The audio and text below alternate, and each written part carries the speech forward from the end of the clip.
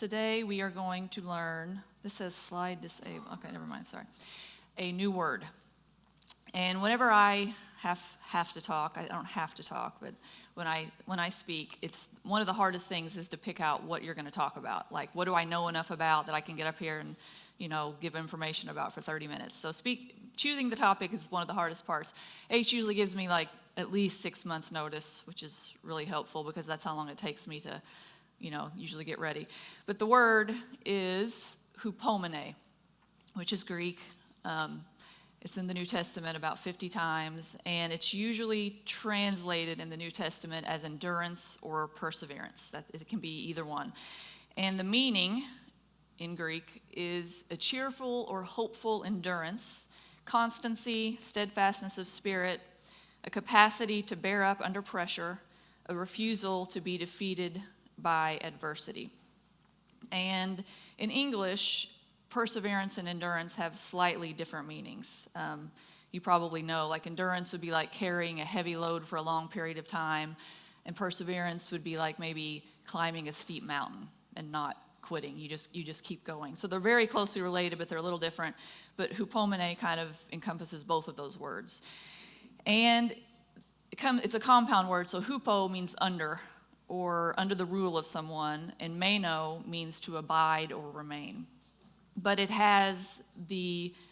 also means not with resignation, but with a vibrant hope. So it's not like you're just, trudging along. You do it with expectancy that things are going to get better when you endure and when you persevere. So it's not just grin and bear it. It's more like you're enduring with a hopeful attitude that you're going to learn. You're going to learn something. So there's this book, I actually haven't read it, I've read about it, called The Comfort Crisis. And there's another one called The Coddling of the American Mind, I think. And it's about how we've engineered discomfort out of our lives. That's kind of our goal in some ways, is to make things easier and easier, which is understandable. I don't know if you've ever seen the Disney movie WALL-E, where they go up in space because Earth isn't inhabitable anymore, and they end up just being big, blobs in a wheelchair with no muscle tone, and they can't do anything. They play virtual golf, they run a track in their little speedy chairs, and they're really miserable because there's no challenge in their life whatsoever. Everything's done for them. So physical discomfort like cold, hunger, exertion, or mental discomfort like boredom, solitude, or a lot of effort challenge us, and it makes us have stronger bodies, sharper minds, and also greater emotional resilience. Not exactly the most pleasant thing, but I think it's really, really important, or I wouldn't be talking about it. So this word, hupomone, applies like to day-to-day inconveniences, like, traffic or whatever, and it also applies to bigger things, like suffering, broken relationships, heartache, and even when we lose people that we love.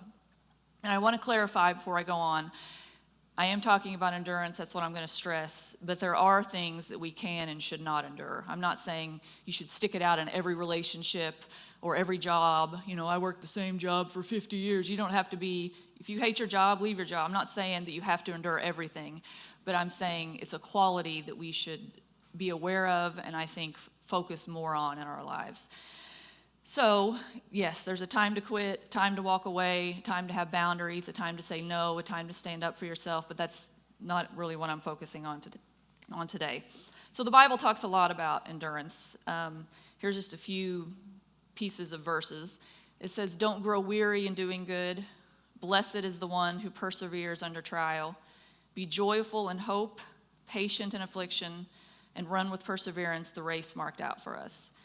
And Jesus said, this next verse, which isn't exactly, about endurance, but it definitely applies. He said, "If anyone forces you to go 1 mile, go with them 2 miles. Give to the one who asks you, and do not turn away from the one who wants to borrow from you." Which means just, so this was written when a Roman could come up to you as a Jew and say, "Carry my whatever for 1 mile." And he's saying, offer to go for 2. Do 2 miles. Push yourself, do more than you want to do, and endure what you don't want to endure. You don't spit in his face, whatever. Do what you don't want to do.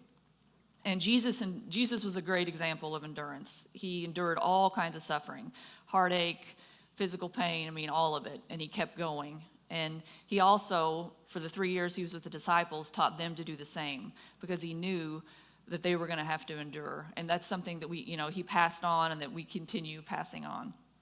As Americans, and maybe not just Americans, I can only speak from an American's point of view, I think we often expect easy, comfortable, we expect our lives to be good. Whenever I was a kid, I didn't expect bad things to happen. I just thought, life is good. I had a good childhood. So we get frustrated about minor traffic, hate traffic, it's waiting in line, ads, when you're watching Netflix or whatever, if you don't pay you have to watch the ads, delays, messy kids, all those things are just part of life. And then, like I said before, the major things, like cancer, just pain, just dealing with things, awful things that happen in life, tragedies, broken relationships. We don't, I think in some cultures, those things are more expected because we're protected, because our lives are so much easier than they used to be. I mean, we don't have to wait on fruit to be in season. We can get a tomato anytime we want it. We can get bananas anytime we want it. We don't have to hitch up the horse. We don't have to walk 5 miles to go somewhere. We have Tylenol. I mean, our lives are so, probably the easiest, I don't know, but maybe the easiest of anybody's that's ever been. I mean, as far as how much comfort that we have and how we don't have, endurance just isn't not as built into our lives, and discomfort is not as built into our lives as it used to be, which is good. I'm not saying that progress is bad at all, but it's not going to stop. It's going to continue. Things are going to get easier and easier, and I think endurance is a quality that we're going to have to work harder to obtain and keep in our lives, because of how much progress that we make and how much easier our lives are. So sometimes we want a quick fix. We think because we expect an easy. I remember, for example, after my dad passed away, the first few days afterwards, I wanted to figure out how to get rid of this pain. I was like, okay, there's got to be something I can do here. I mean, I didn't want to take drugs. That probably would have helped a lot. But so I asked a few people I knew that had lost their dads suddenly, unexpectedly. I was like, what do I do? I'm like, I don't know what to do here. Like, I wanted action. I wanted to figure out an answer. And I think deep down I knew that wasn't possible. I wanted a book to read or something to hold on to. And the truth was, there's no deliverance from it. There is no easy fix for grief. Tragedy, all this is stuff we have to go through. You can't avoid it. You can't go around it. Life is just hard sometimes. And I used to think that if I had enough faith, if I prayed hard enough, if I prayed in the right way, if I fasted enough, I don't know if I really thought I could avoid all tragedy, but I thought I would be protected a lot from all the bad things. And I don't think that way anymore. Of course, I think there's value in prayer. I think it's good, but I'm not one of those people who thinks God causes bad things to happen to teach us lessons. I think this is the world that we live in. I think such is life. This is just where we're at right now. However you want to, that's some deep stuff. I'm not going to go into where does suffering come from, why do we have to suffer. The point is we suffer. No matter who you are, no matter how much faith you have, you will have suffering in your life. And so I used to think to myself, I had all these verses in my head. I'm blessed going in, I'm blessed going out. I'm above only and I'm not beneath. This might sound really weird to some of you, but this is my thinking.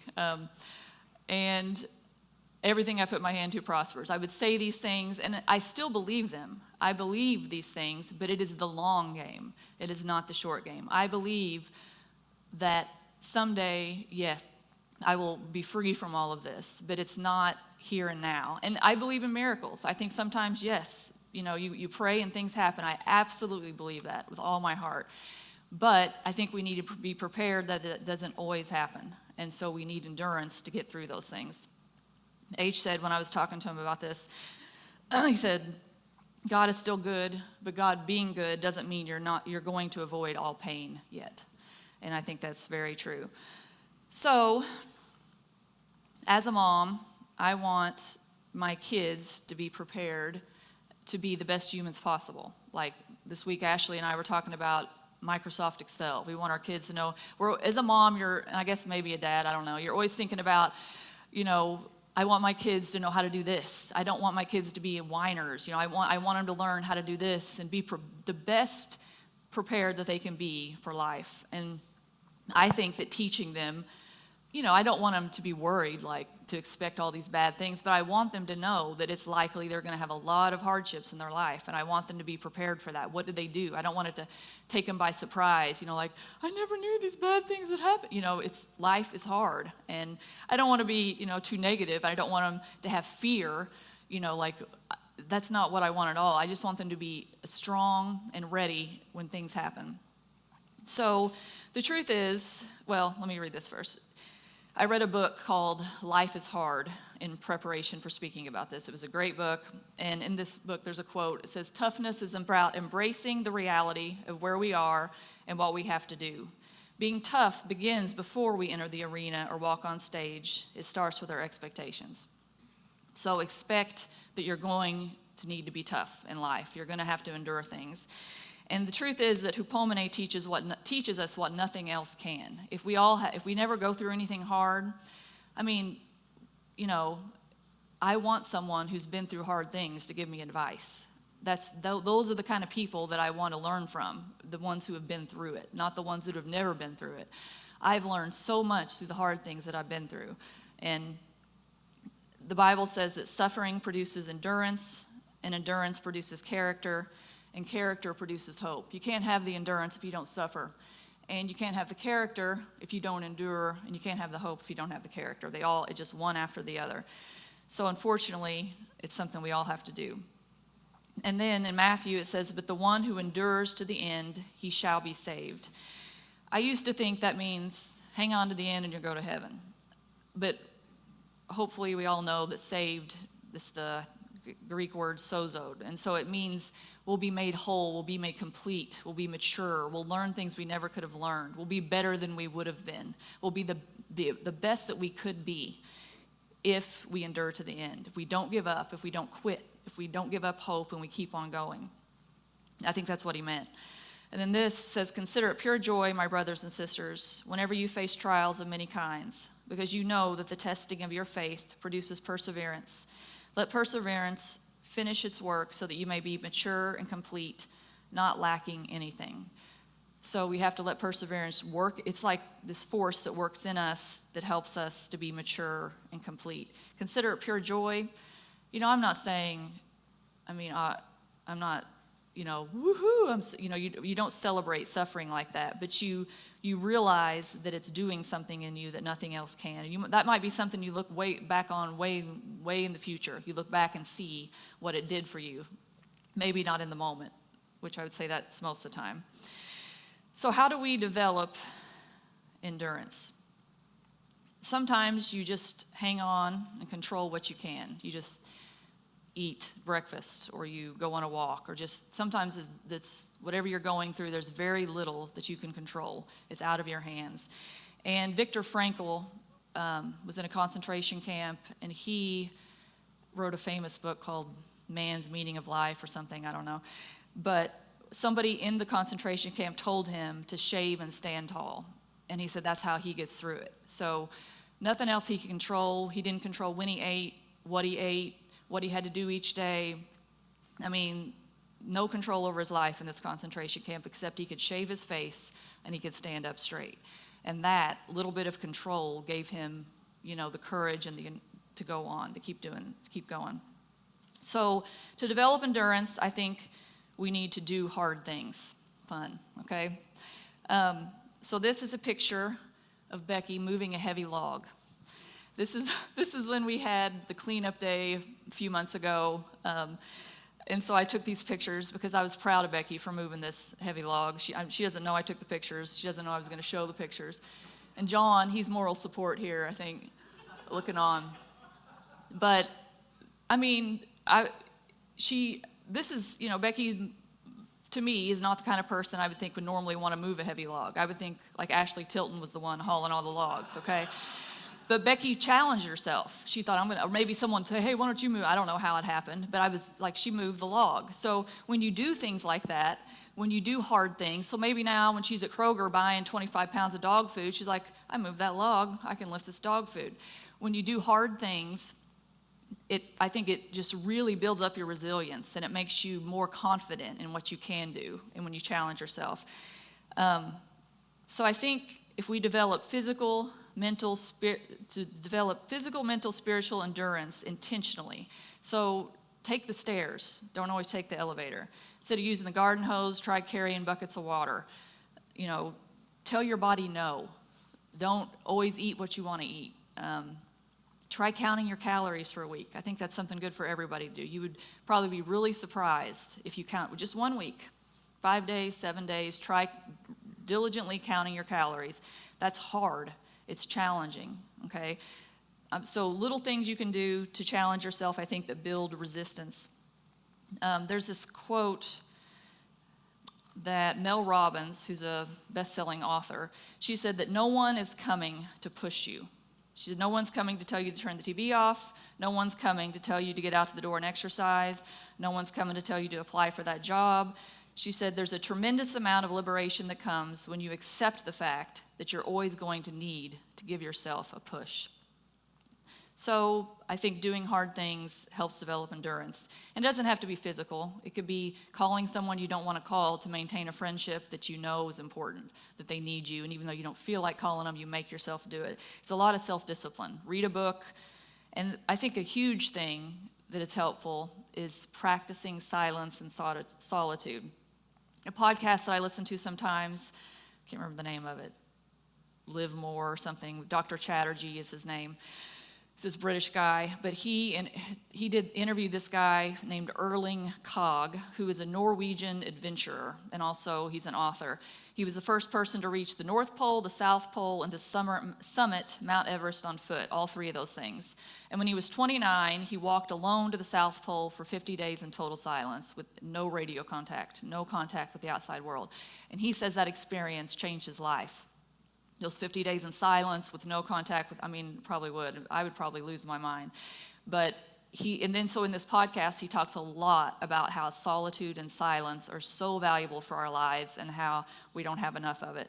So he says the skill of being alone in your head is a foundational piece of developing toughness.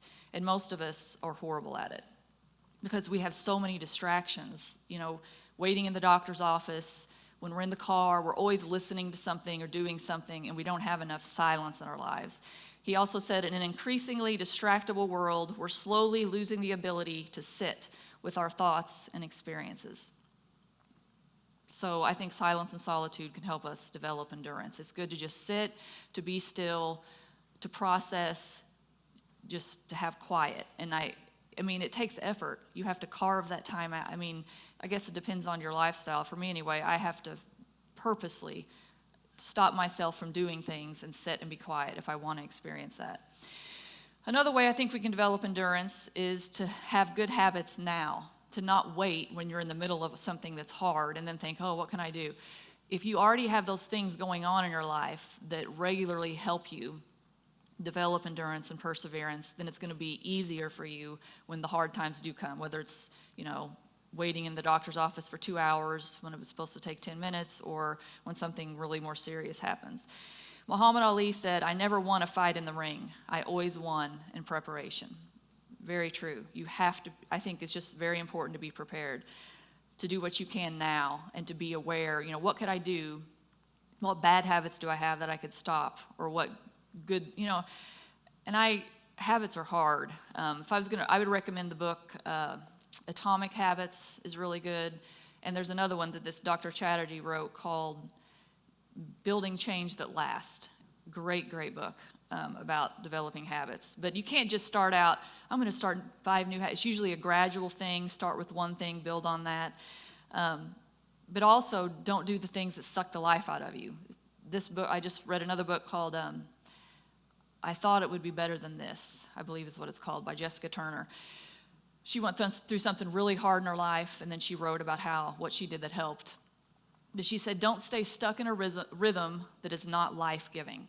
So if you Be self-aware, ask someone that's close to you, do you have habits of feeling sorry for yourself? When something bad happens, you just walk around moping about it all the time. Or do you always blame other people? Or do you always speak negatively about things all the time? Or do you have, spiraling thoughts? I think to be aware of those, and these are slow changes. These aren't things you just, change overnight, but you can change them.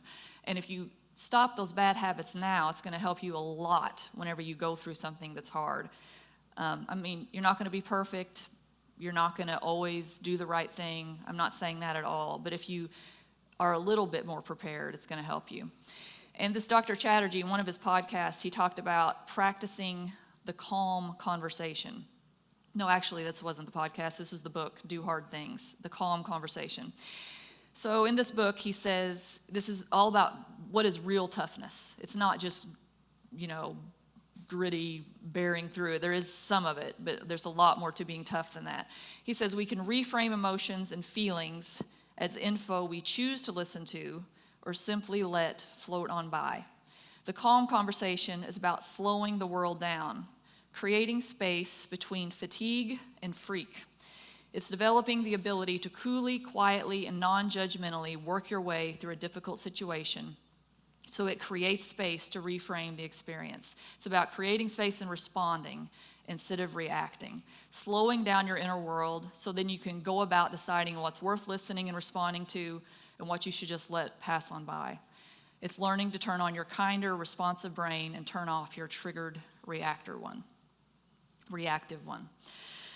So, again, I absolutely believe you can do that. There's tons of resources about how to do it, but it does take time, but I think it's worth it.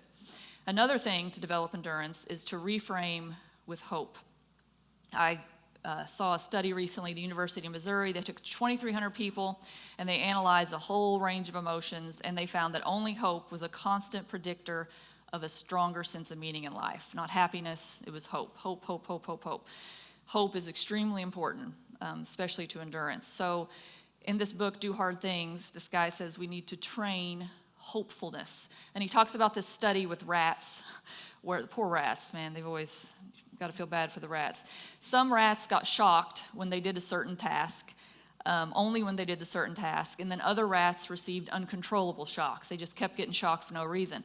So as time went on, the uncontrollable shocked rats just cowered in the corner, and even when they were put in new situations later on, quite a bit later on, I think, where they could have control, they still cowered. They were like, it's hopeless, nothing I do matters, I'm going to get shocked, I'm done.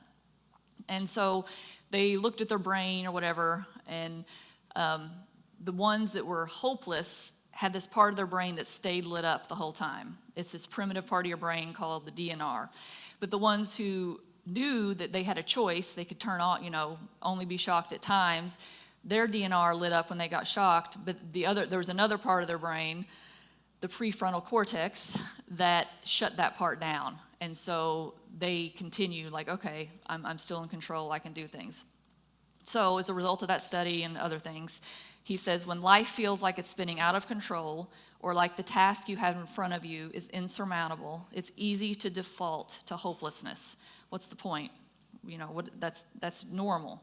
But we need to train hopefulness. It doesn't take big, heroic efforts to train hope. Small signals that you are in control, that you can have an impact, will be enough to turn our prefrontal cortex back on. You don't need to be back to normal the day after a major loss, but you can take small steps towards normalcy to flex your control muscle. Too often we get stuck in the rut of apathy because we haven't flexed our hopeful muscle. So also, I think it's important to remember that there's always good in any situation we're in, that God is always there, no matter how, this is the worst thing that's ever happened to me when my dad died, so I talk about that more. But even when he died, there were glimpses of light. There were still good things in the midst of all that. And if I focused on those things, it helped.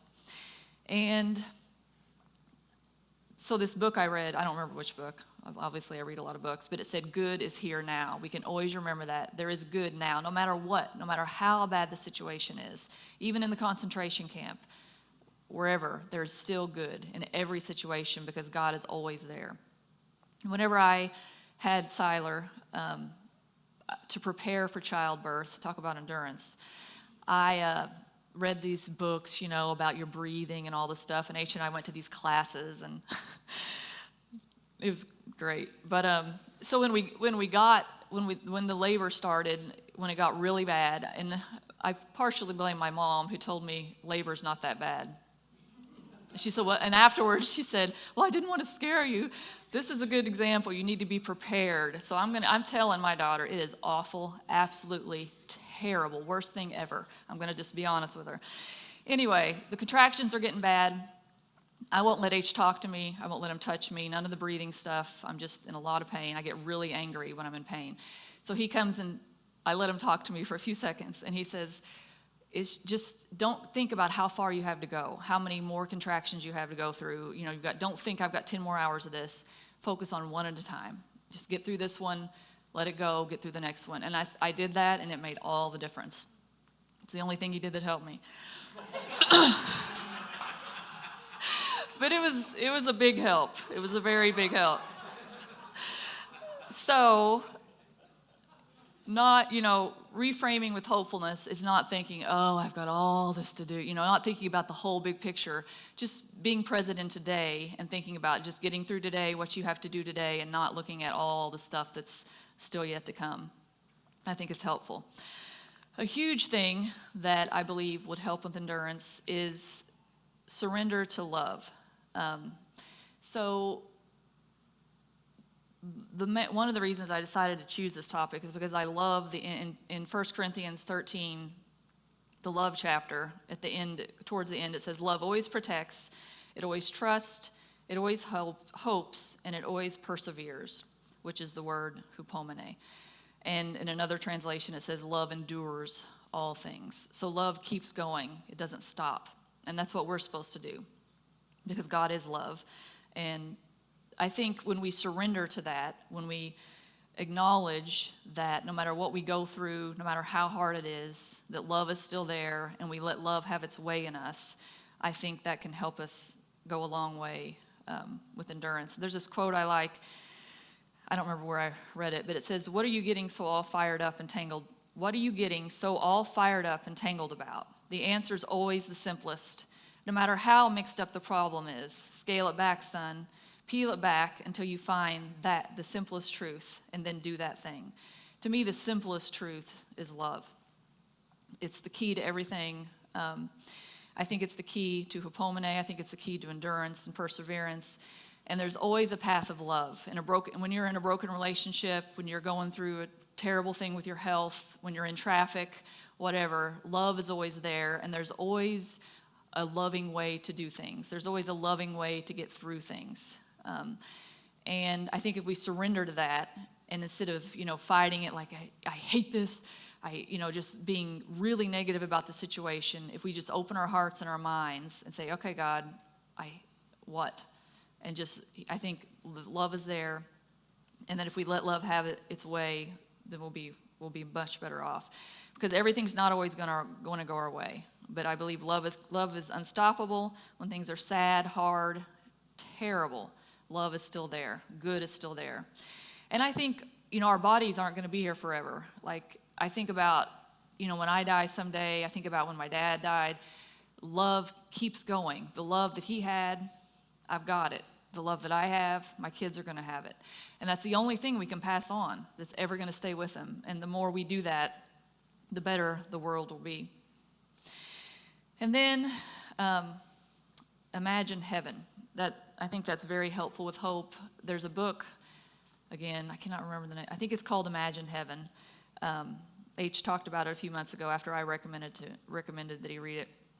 But this guy just looked at all these NDEs, these near-death experiences, from all religions, all across the world. He interviewed all these people, read all this stuff about people who had near-death experience. They had died, their bodies were done, and then they came back to life. What did they experience? He spent, just thousands of people that he talked to, interviewed, and read about. And there were some things that were consistent across the board. When all of them, all the religions, all of them. Not everybody, but the majority of people experience some kind of light and this amazing feeling of love. Like they all said, I can't explain it in words. They said that over and over. I cannot explain it in words. Over and over they said that. It's just unexplainable. The way that they felt, the love that they felt, the unconditional acceptance, the good that they felt. And I think that is heaven. I think that's what we're going to feel like in heaven. And I think a huge part of endurance is realizing, this is the long game. It's really hard right now, whether it's the little things or the huge, big things, but it's going to get better. It will get better. H always tells people that better days are ahead. Better days are ahead. He says that all the time. And I believe that's true. There's a verse in the Bible, our present sufferings are not worth comparing to the joy that will be revealed in us. And the verse about Jesus says, for the joy set before him, he endured the cross. And the Bible says, no eye has seen, no mind has conceived, no ear has heard what God has prepared for those who love him. There are better things coming. And, we reframe with hope, we imagine heaven, and I think that can help us get through the really, really terrible things. So, I'm getting done early. I didn't expect to, but I am. To recap, do hard things, develop good habits, reframe with hope, look for love, and say yes to it, and remember what is yet to come, because good things are going to be down the way.